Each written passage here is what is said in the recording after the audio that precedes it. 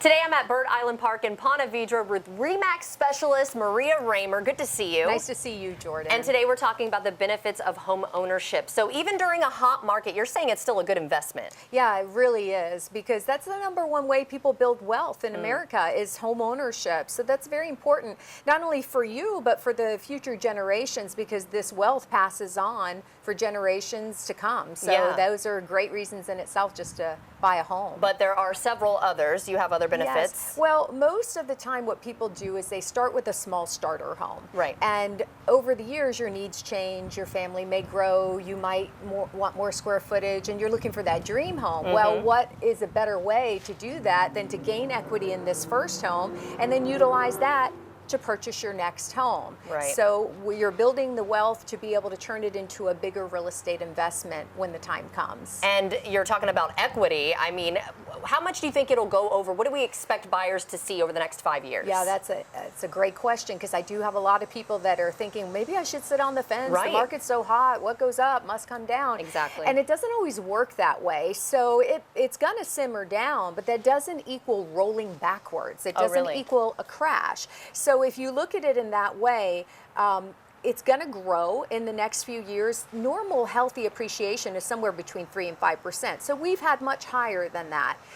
Nationally, this year is somewhere around 12%. Oh, wow. But the top 100 economic forecasters are saying that after this year, it's going to slow down the appreciation level. So it'll roll into next year about 6%. The year after that, they're thinking somewhere around 4.5%, and the following couple years between 4.5% and 3.5%. So looking at that 5-year picture, that still equals gains over 5 years. So for example, if you have a $350,000 home and you have that average level of appreciation throughout the next 5 years, that's $111,000 in equity you've built. Oh, wow. Thanks for doing the math for us. Yeah. Because that really, I can understand that. Yeah. Wow. But you know, most people wouldn't just save $111,000 in their savings account in 5 years. But this is kind of a forced savings in a way. And as long as the equity is growing, you're going to gain from that. So sitting on the sideline will actually cost you money, because that just gave them 111,000 great reasons to buy a house now to gain and capture over the next 5 years that level of appreciation. So waiting is really not going to benefit you. And even as the market simmers down a little bit and appreciation isn't as high in the years going forward, it's not like the prices we're at now roll back.